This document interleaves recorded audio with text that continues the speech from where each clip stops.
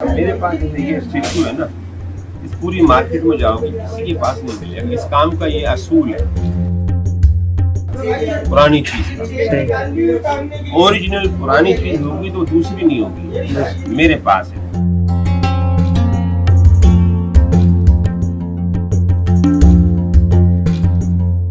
आज ये चीजें जो है हमारे पास, ये शऊर है एक इंसान का, ये एक तख्लीक है। शऊर से उसने एक चीज को तख्लीक की है, बनाया, कोशिश की, मेहनत की।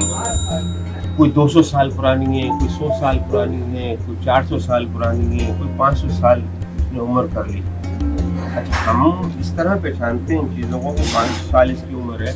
अब जैसे एक बच्चा, एक माँ के यहाँ एक बच्चा, घर में एक बच्चा पैदा होता है तो उसको लोग देखते हैं, बोलते हैं हाँ हाँ ये 15 दिन का है ना, एक अंदाजे से बोल देते हैं। जब वो अपनी उम्र लेता है, थोड़ी 6 महीने का हो जाता है तो एक अंदाजे से बोलते हैं भाई 5 महीने का है या 7 महीने का है।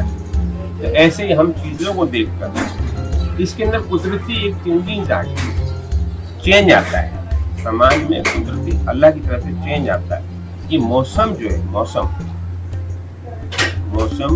धूप, छाँव, हवा, ये इसमें चेंजिंग लाती है, इसमें चेंजिंग लाती है। उससे हम अंदाजा लगा लेते हैं कि 200 साल पुराना है।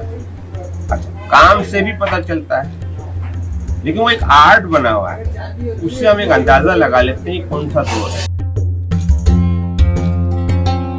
जब बाहर से जो भी लोग आते हैं ना, इन चीजों के शौकीन होते हैं, देखना चाहते हैं कि ये यहाँ पर क्या आर्ट था, कैसे लोग थे, कैसे जिंदगी गुजारते।